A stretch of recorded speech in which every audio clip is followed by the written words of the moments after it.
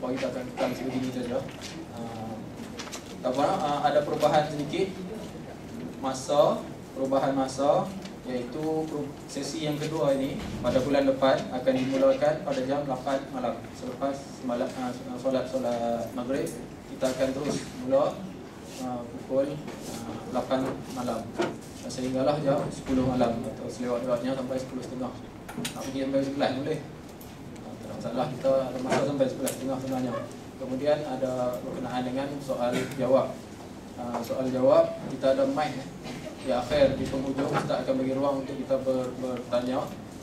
Jadi boleh datang terus ke tengah tu, mungkin terlindung dengan tiang tu sedikit, nampak mic tu, boleh bercakap di situ soalan. Sebab kalau dari belakang mungkin kawan yang hujung ni tak dengar, begitulah.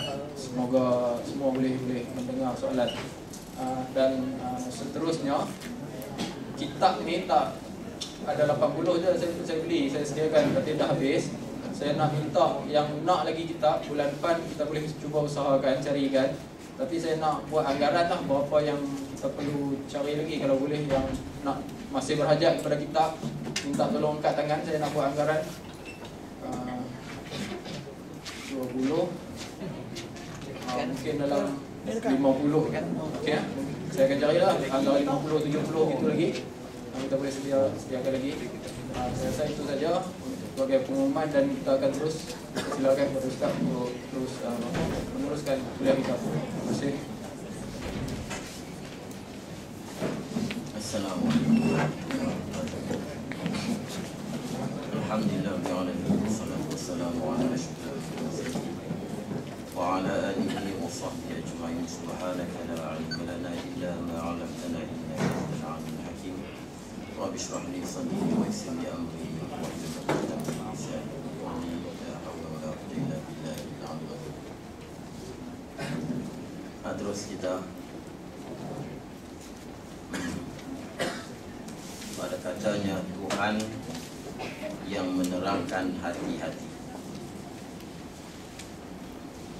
Kata Syekh Ismail bin Abdul Qadir rahimahullah ta'ala, alhamdulillah, puji-pujian itu bagi Allah, Tuhan yang menerangkan hati-hati kekasihnya dengan nur iman. Dengan nur iman. Sebelum kita bahas tentang hati yang saya sebut tadi, kita tengok sikit pada kata Tuhan. Tuhan, menurut pendapat Syekh Ismail, tuan pengarang kitab ini, Tuhan ni tuan bagi segala makhluk. Tuhan, tuan. Tuhan tuan bagi segala makhluk. Ini nak terima ikutlah. Ini kajian. Sebab Tuhan ni asalnya tuan. Sebab di sebelah pantai timur, sebelah Patani, Kelantan, sebelah Bali,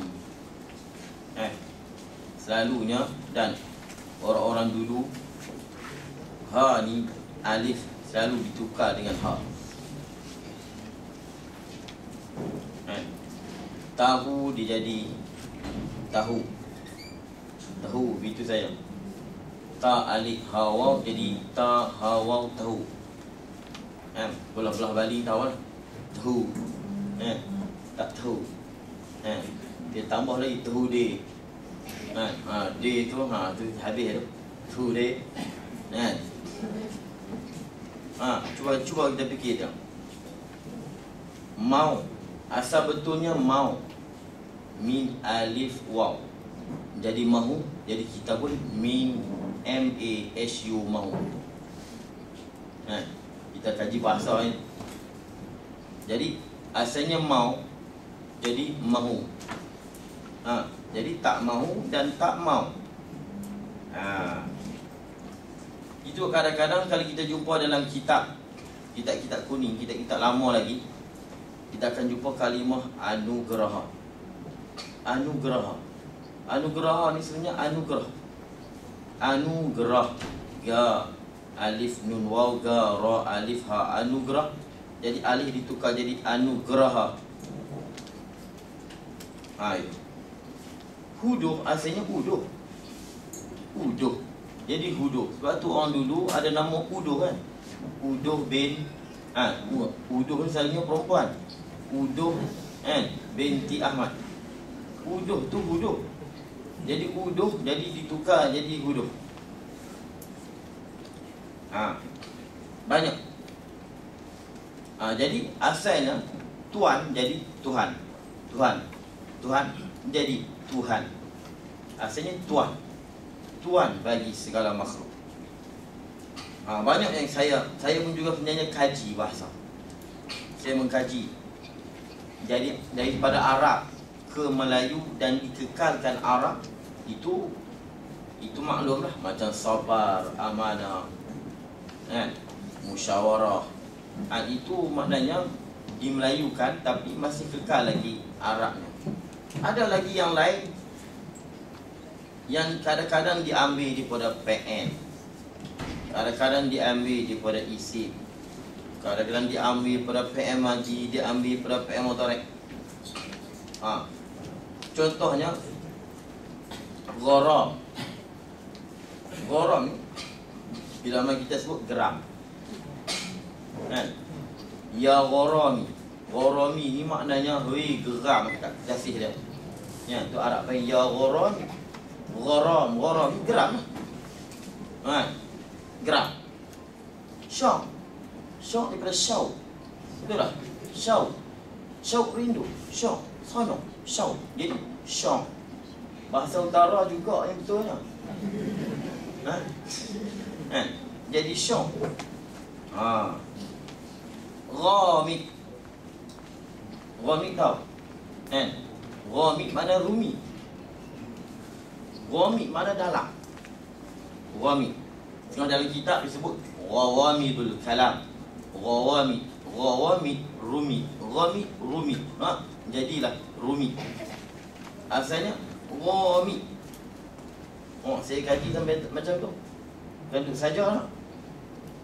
Patutnya itu kita kena kaji. Tersasul.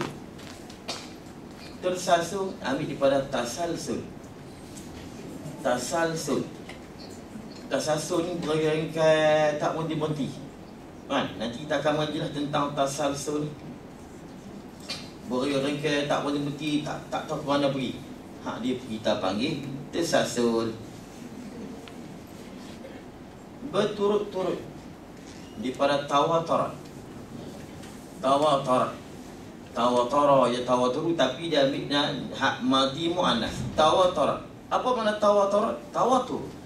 Tawatur berturut-turut. Kita tengok berturut-turut jadi tawatarat. Berturut-turut, turut-turut. Tawatarat, turut-turut. Tawatarat, turut. Ada dalam hadis saya terjemah. Wallazi yaqra'ul Qur'an wa huwa yatatam falahu ajran. Orang yang baca Quran wa huwa yatatam, dia baca tergetak-getak. Bukan main macam tu, dia tatam. Nak terima apa nak? Tergetak-getak. Baca gagak tadi baca. Nabi kata falahu ajran, dia dapat 2 ganjaran. Ganjaran susah payah tergetak-getak baca. Lepas tu pahala bacanya dan pahala gigih. Ini mana ya tatak tergetak-getak baca. Dia juga takut. Takwa ni apa takwa? Takwa mana takut ni? Orang yang takut pada Allah. Takau tu Arab guna dulu. Takut. Jadi takut. Lapata, lipat. Lapata ni luf, lipat, lapat, jadi lipat. Dia juga lasif. Lapihnya apa? Kita terima lapih. Berlapih, asalnya lasif. Dia juga yakutu. Pata yakut, kita terima luput. Rupat. reput. Kan? Rupat bahasa Arab. Dan Quran disebut rupat. Rupat ni hancur lebu. Kita terima reput. Ini yang kita tak perasan. Kadang-kadang diambil daripada amir. Arab kampung, mana Arab bukan asli punya. Kan? Alasan. Apa? Arab punya alasan. Alasan. Kan? Alasan ni kerana apa? Alasan. Kalau Syria dia pergi pisang, kita sebut alasan. Jadi Tuhan asalnya Tuan bagi segala makhluk, ataupun Tuan. Ini Tuhan.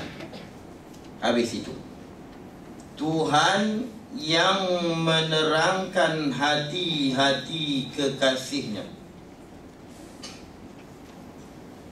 menerangi, menghilangkan kekeruhan pada hati mereka. Apa dia kekeruhan yang ada di dalam hati kekasihnya? Iaitulah syak, zan dan waham terhadap suatu akidah. Syak, zan dan waham.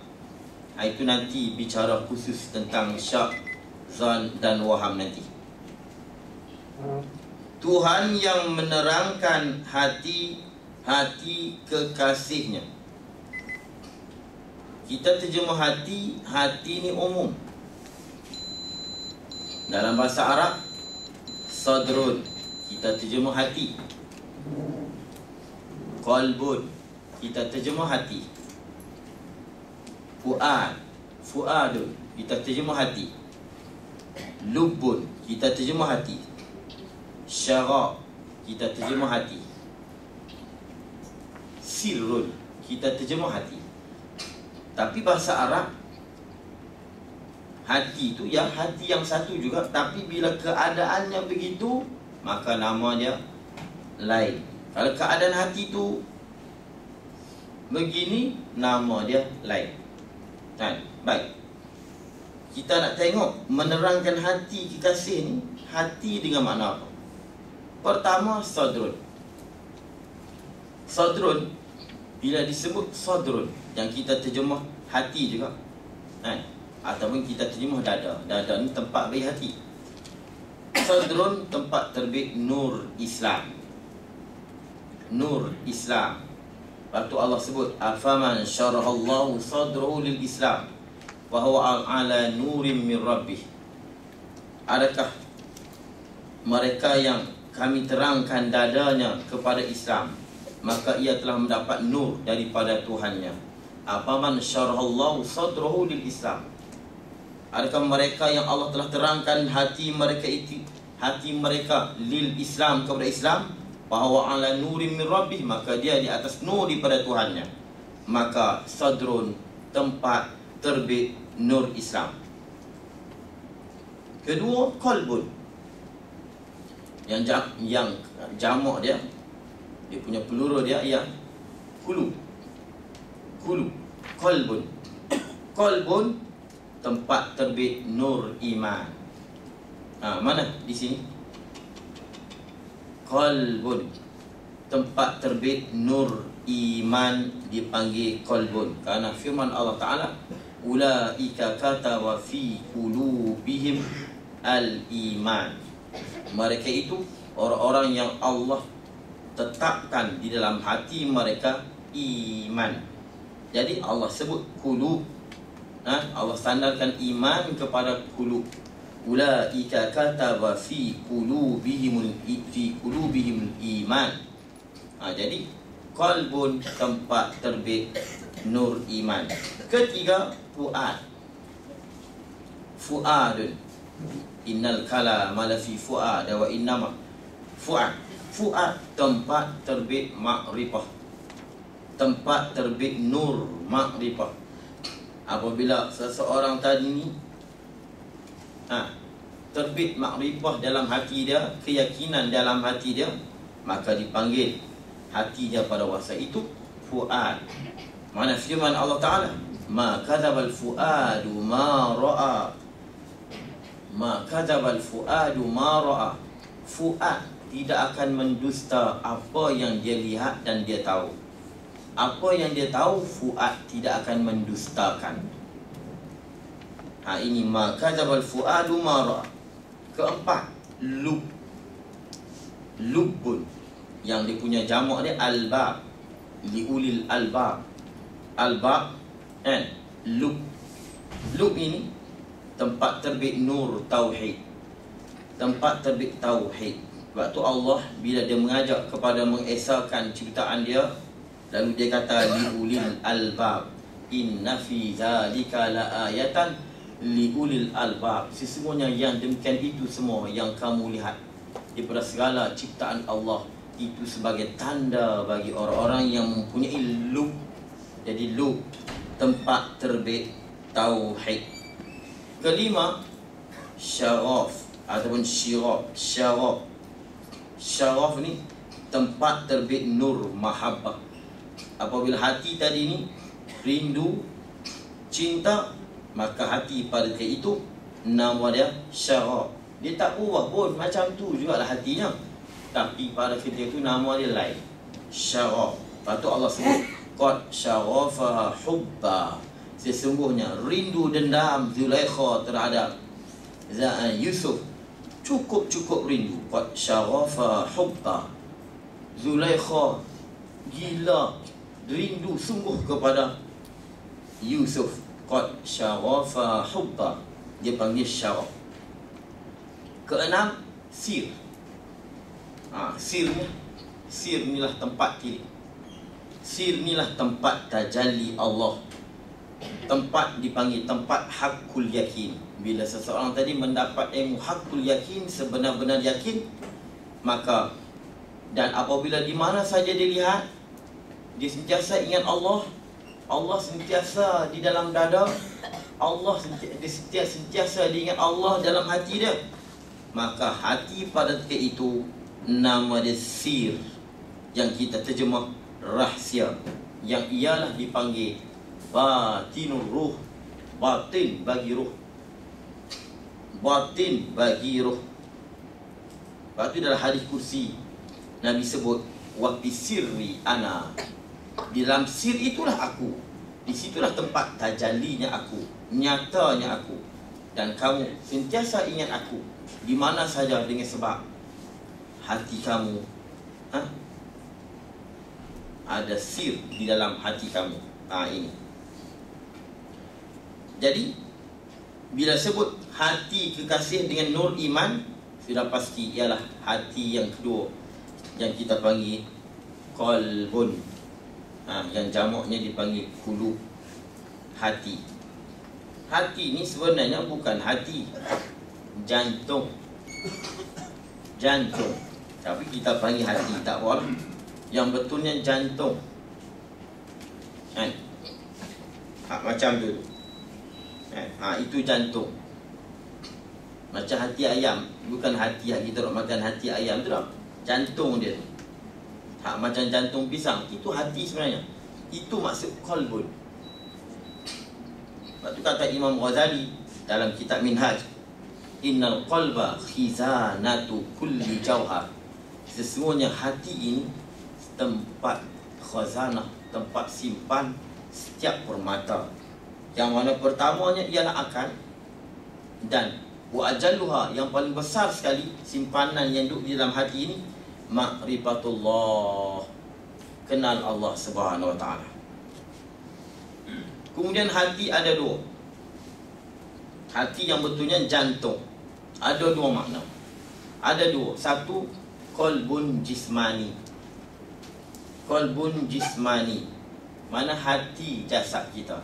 Mana hati yang kita belah dapat tengok tu, boleh buat keluar tu. Sakit jantung dia lah tu. Itu dia panggil qalbun jismani. Yang Arab sebut al-lahmatu as-sanaubariyah. Al-lahmatu as-sanaubari, yang kita panggil hati sanubari. Sanubari itu bahasa Arab. Sanaubari nama buah yang macam mana jantung. Al-lahmatu as-sanaubariyah, hati sanaubari. Ini dia panggil hati jismani. Hati ni yang kata Imam Ghazali, yang Allah taruh di dada sebelah kiri, yang menyerupai jantung pisang, yang mana dia daging dan di dalamnya ada lubang, dan lubang itu ada darah hitam. Cuba cek, memang suruh. Yang kedua, qalbun ruhani. Hati ruhani. Qalbun ruhani, iaitu satu yang halus, yang kita tak dapat tengok, yang suatu benda yang maknawi, yang dengan hati tadilah kita mengetahui, kita berfikir, dan kita mengenal, kita mendapat sesuatu. Dan hati inilah yang dihadap Allah khitab segala larangan, segala suruhan, kan? Allah khitab di hati itulah, dipanggil qalbun ruhani, yang Arab sebut al-latifatu ar-rabbaniyah, satu sifat yang halus, yang tak boleh ditengok, yang dibangsa daripada Allah SWT. Tetapi hati jismani ruhani ni memang dia bergandingan. Sirani dua ni memang bukan kata walaupun hati tadi, hak ruhani ni tempat makrifatullah, yang mana dikhitab, kita ditaklifkan suruh sembahyang, hati tadilah. Tapi dua ini saling perlu memerlu. Walaupun kalau kita tengok jantung tu, kan, kalau kita bedah ambil keluarnya, nampak biasa je, tapi sebenarnya dia ada kena mengena dengan hati ruhani. Dan hati inilah yang dipanggil ruh, dan hati inilah yang dipanggil nafs. Kullu nafsin za'iqatul maut, yang dipanggil ruh. Jadi ruh, qalbun ruhani, ataupun dipanggil ruh, ataupun dipanggil nafs. Tiga-tiga ni maknanya sama je kata Imam Ghazali rahimahullah. Itu.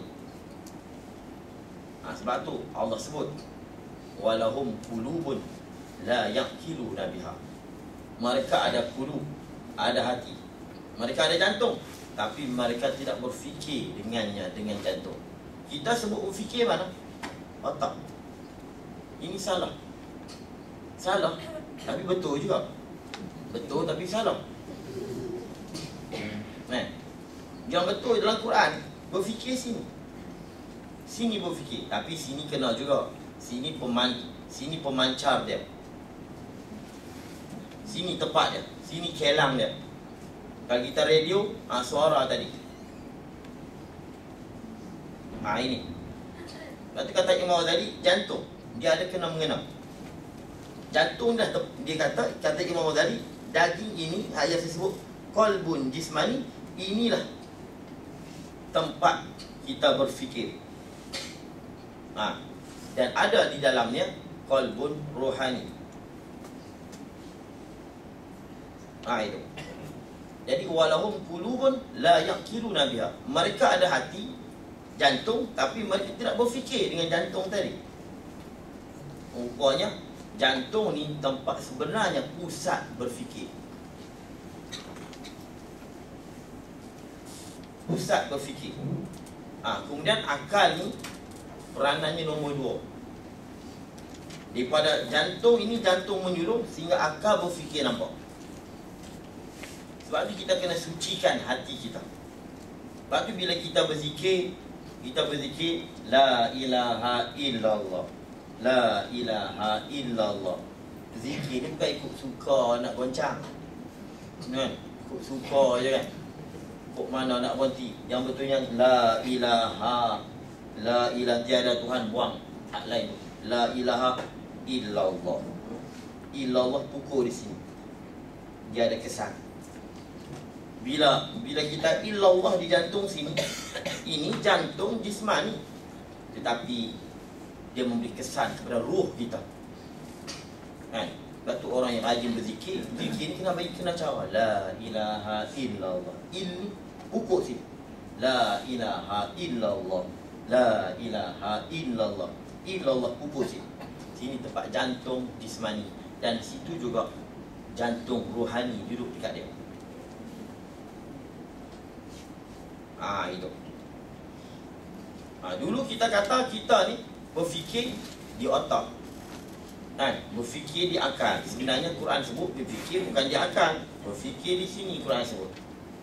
Sebab tu ada cerita di California sebut tak berhenti dalam Amerika kan? California ya Arabi kan? Berlaku seorang yang dia tadi ni dia bunuh diri. Sikap dia yang kasar kan? Suka lawan ibu dia, lalu dia bunuh diri. Lalu ada seorang lelaki yang mana ambil jantung dia, ditukar kan? Ambil jantung hak si yang mati, yang bunuh diri, yang mana akhlak tadi kasar tadi, lalu dia bedah. Selepas selesai selamat dan pembedahan tadi, mana selamat lah, mana jantung hak yang mati tadi dipindah kepada dia. Kemudian bila dah sihat, dia nak ziarah lah isteri si mati, keluarga si mati. Bila dia pergi ziarah isteri si mati, dia kata macam pernah kenal. Sudah macam bini aku, dia tak nikah lagi. Dia kata macam pernah tengok. Kita macam kita pernah tengok. Padahal dia tak pernah tengok. Lalu dia berkahwin dengan perempuan. Bila dah janda kan, dah begitu kan, berkenan ke kahwin, kahwin dengan si hak mati, hak demam jantung dekat dia. Perempuan bini dia kata panggil sebiji macam lelaki dah. Macam lelaki dah panggil. Yang mak siap menerima jantung tadi, dia kata anak dia dulu ni berjurus kan, baik, tapi tiba-tiba bertukar sikap jadi kasar. Dan isteri dia pula kata macam abang dia dulu kan. Lalu kelai juga, kelai dengan bini lah, tembak je, bunuh diri. Hak mula tadi bunuh, tembak diri lah, dia pun orang putih pening pala ni apa punca ni. Sebab dia pun kata di sini akal jantung apa kena mengena injak kan. Bila cek rupanya jantung pusat dia, jantung ni tempat dia.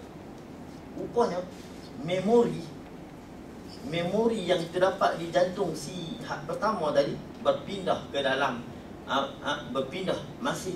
memori masih wujud, tak hilang memori tu. Bila dipindah masuk memori tu, macam kita handset kita kan, handset tu, memori tu ada. Tu yang dia nampak isi perempuan tadi, macam kita pernah bersama. Sebenarnya hak memori yang dulu masuk, maknanya tak hilang. Maknanya memori bukan sini. Baru orang putih boleh buat keputusan. Rupanya tempat berfikir akal. Walaupun dulu pun la yaqiluna biha. Mereka ada jantung, tapi mereka tak berfikir dengan jantung itu. Nampak orang sebut orang putih kaji, rupanya di sini tempat fikir. Memori di akal ada juga tapi sikit, dan memori tak kuat. Memori yang sini yang kekal. Ini orang putih kaji. Yang kekal yang boleh menerima banyak maklumat dan penyalur dia di sini, jantung. Bukan takat tu kan. Banyak kali dah orang putih kaji.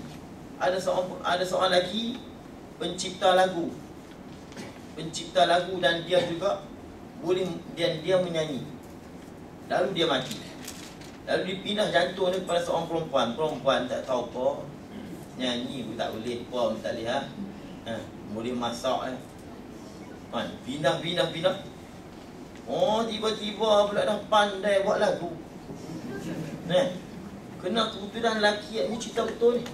Saya tak ingat tarikh, nama saya tak ingat dah. Ini berlaku sungguh di Amerika. Hak si lelaki ni mati, dia cipta lagu tak ada habis.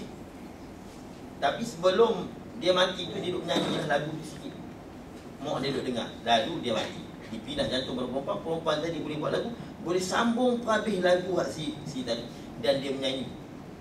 Dia boleh menyanyi pula perempuan tadi. Lalu mak si mati dengan kata macam lagu anak dia duduk menyanyi dulu. Begitu juga di soal ada seorang yang dia buat jantungnya bukan jantung yang betul. Lalu ditanya, adakah kamu ada perasaan? Sesudah dibedah, ditukar pada jantung yang palsu, dia kata aku sudah tidak ada perasaan. Maknanya jantung ni tempat perasaan, memori dan segala benda ni semua di sini sebenarnya. Sebab tu Islam cukup jaga jantung. Dia cukup jaga jantung. Cuma otak kita ni tempat menerima. Yang menyuruhnya sini biar bagi bercahaya, sini biar dia bagi cerah, supaya akal kita boleh terima. Kepala kita pula terpecah jadi 3. Ini tak sebaris ni Kepala kita pecah pada 3. Kuwatun mutafakir, kuwatun mudrikah. Power menangkap suatu maklumat. Dia duduk di sini. Yang ke tengahnya kuwatun mutafakirah, power berfikir. Di belakang dia panggil kuwatun hafizah, power memelihara. Sebab tu bila kita mandi kena begitu. Kono tak faham kena begitu supaya kuwatun mudrikah, power menarik mendapat itu. Maknanya mudah dia dengar, mudah dia terima. Sebab tu kita tengok ulama-ulama dulu dari luah. Tengok pada dari luah. Dia punya sini Tengok Syekh Ali Maliki, luah. Semua dari luah. Jangan dia pegang belah saat ni aku. Itu tanda bukan makna hak dari sepik profesor dari tak ada luah. Tak lah. Hak dari luah ni dia mudah sikit. Macam kita lah, anak alim ulama mengaji mudah sikit dapat daripada hak bukan anak alim ulama.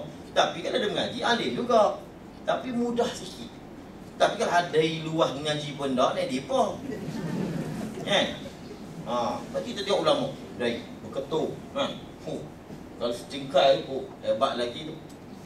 Tengok profesor dari luah habis hambur. Bila kita menangkap maklumat masuk sini, otak berfikir. Dia berfikir. Bila berfikir dia okey, dia bahasa dia boleh terima, disimpan di belakang. Kuwatun hafizah, power menjaga, memelihara. Kuwat hafizah disimpan sini. Tak tu orang tu pantang spot di belakang. Dia kata spot belakang ni bodoh. Apa? Spot belakang keluar habis ilmu. Bekak dia keluar habis. Sebab tu naik kereta, naik motor tak boleh sandar untuk tu marah naik bat. Dulu tak boleh bocor belakang. Ilmu simpan di belakang keluar habis. Sebab tu orang alim dulu di belakang dia mudah. Kepala di kepala dia. Kepala dia di belakang. Seketul itu. Dia punya hafizah dia kuat. Sebab tu kalau dia kepala dia macam tu, luar, di belakang dia macam tu, cukup hebat. Tengkok dia tinggi tu. Tu. Menangkap pun kuat, berfikir pun kuat, simpan ingat pun kuat. Dia tengok tubuh saya semua begitu. Kepala di belakang, penjoy. Depan tu, sam. Tak nyanyuk. Ada guru saya umur 104 tahun. Tak nyanyuk-nyanyuk bila duduk mengajar. Itu. Ini cerita hati. Habis. Menerangkan hati-hati kekasihnya. Kekasih ni ini dipanggil ibarat daripada hambanya yang mukmin. Makna kekasih ni hambanya yang mukmin, ataupun kekasih ni mereka yang mengikut jejak Rasulullah sallallahu alaihi wasallam. Qul in kuntum tuhibbunallah fattabi'uni yuhibbukumullah. Katakanlah, in kuntum tuhibbunallah, jika kamu kasih Allah, fattabi'uni, ikutlah aku, kata Rasul, yuhibbukumullah, nescaya Allah kasih kamu. Baik, Allah terangkan hati kekasihnya dengan nur iman. Ya, kita tahu dah hati dengan makna qalbun, dengan nur iman. Dia panggil idafat lil bayan. Kalau ilmu pondok dia bahas itu, idafat lil bayan. Ini nur yang ialah iman. Iman itulah nur, nur itulah iman. Sebab nur dia kena hanya sebut dengan singular, dengan satu. Sebab tu Allah sebut dalam Quran zulumat, minaz zulumati ilan nur. Kenapa tak kata minaz zulmati ilan nur? Sebab zulumat ni asbab kufur banyak. Asbab kufur ni banyak. Zulumat ni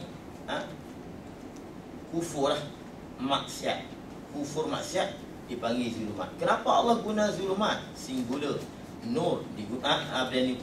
Zulumat plural, nur dengan singular. Kenapa Allah tak kata minaz zulumati ilal anwar ataupun minaz zulmah ilal nur?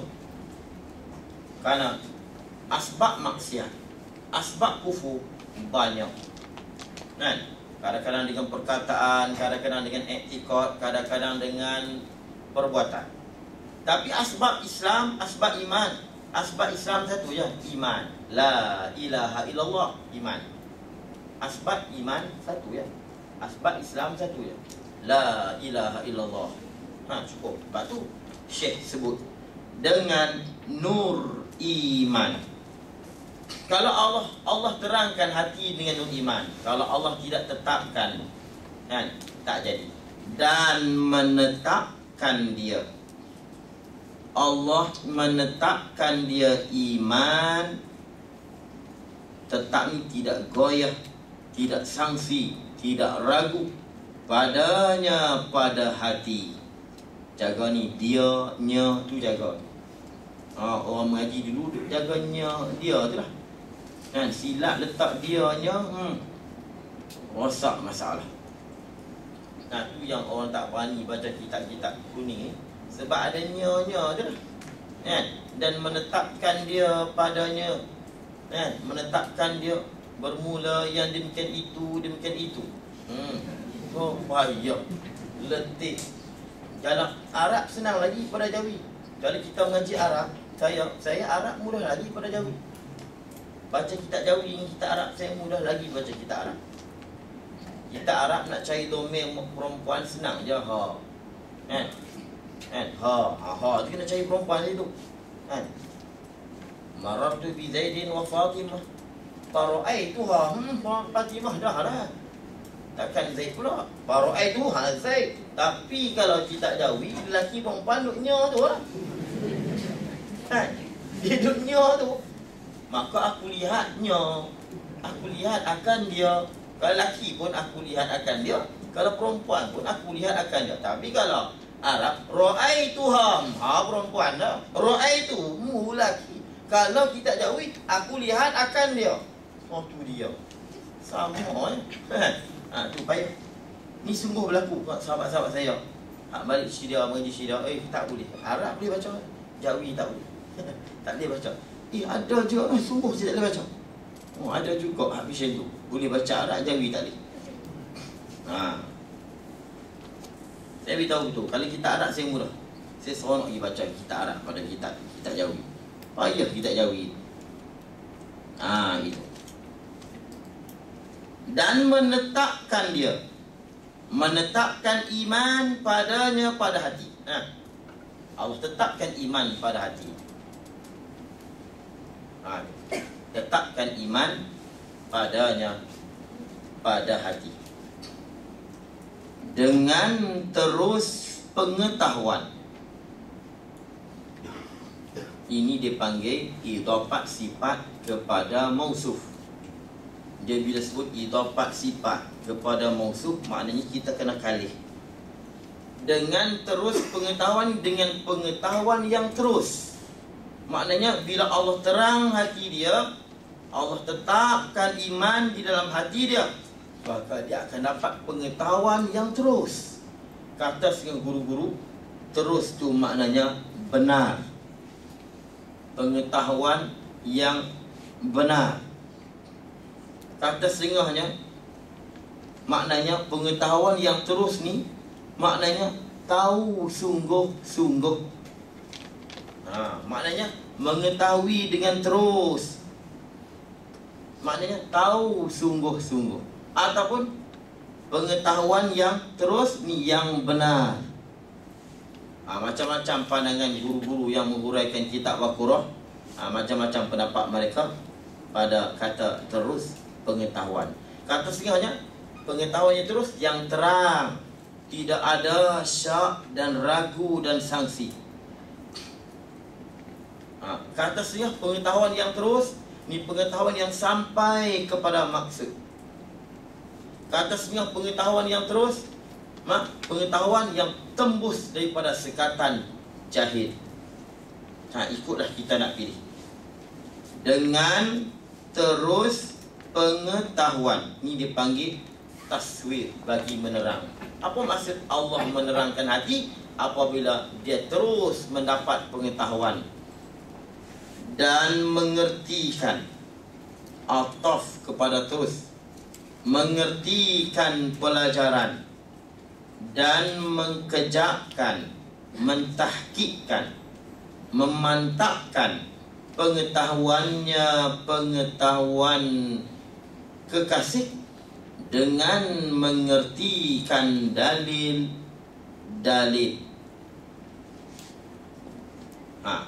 Dengan dia reti dalil-dalil.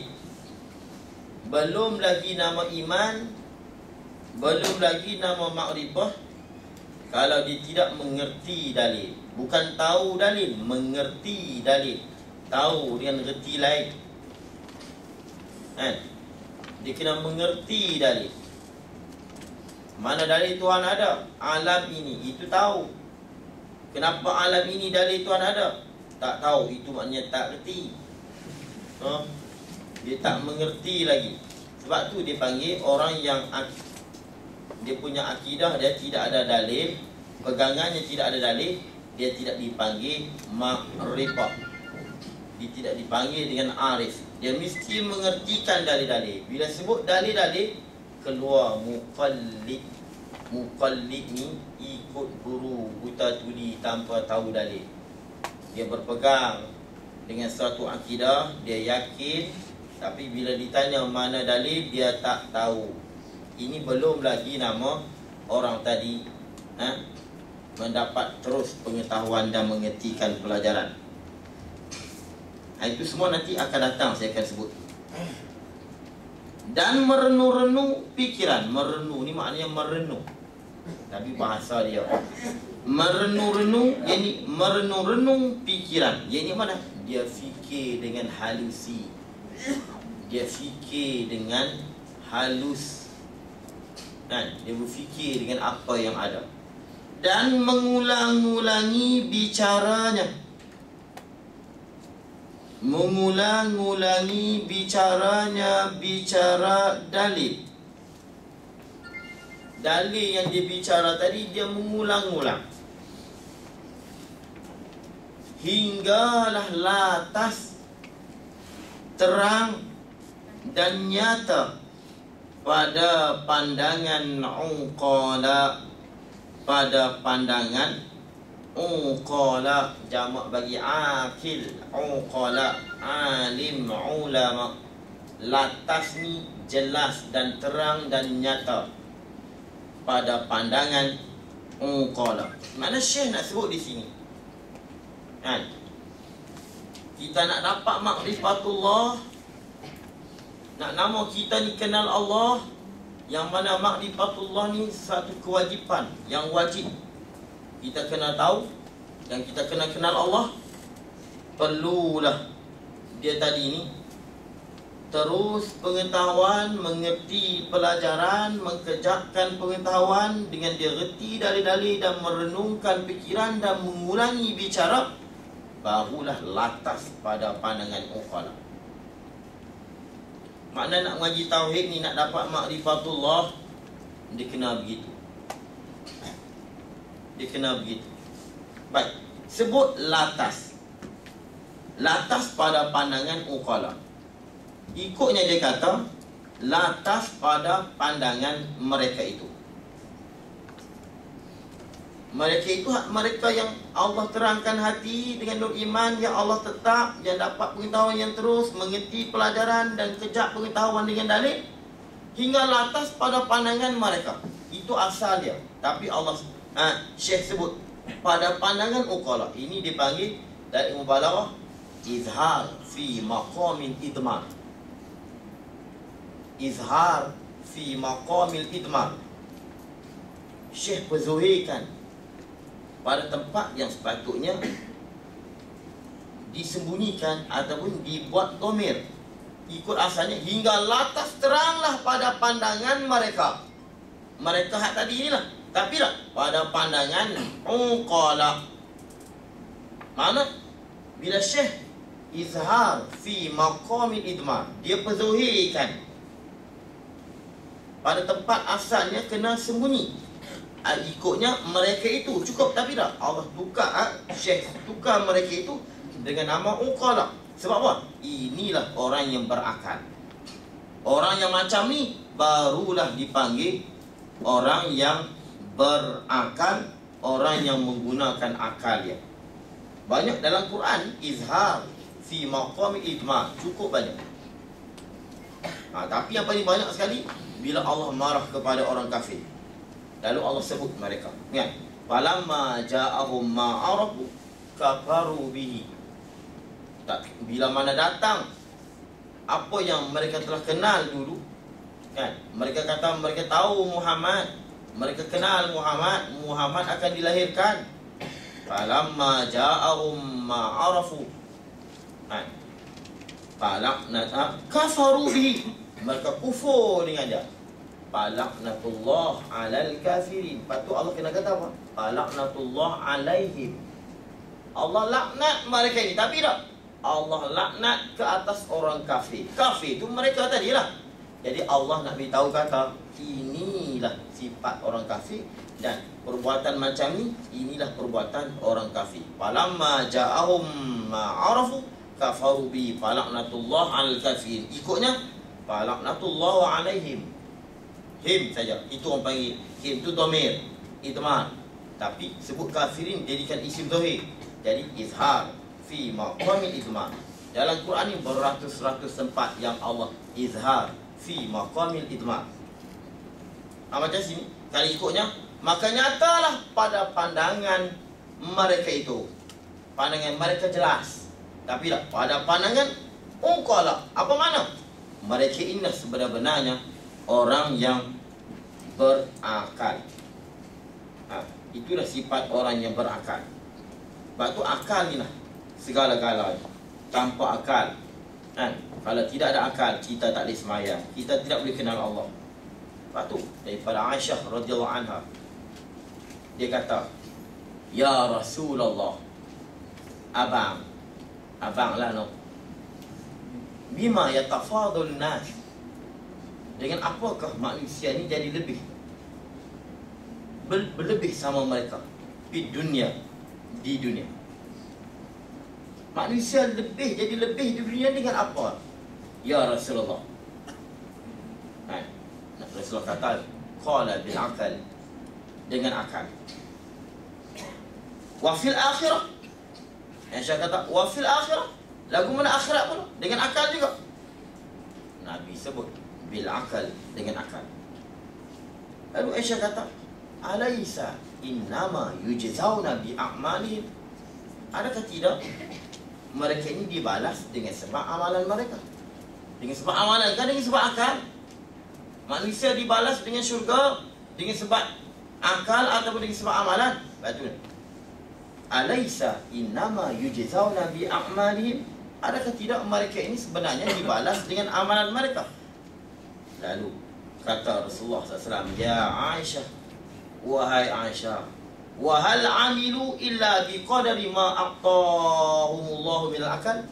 Adakah tidak mereka ini beramal mengikut qadar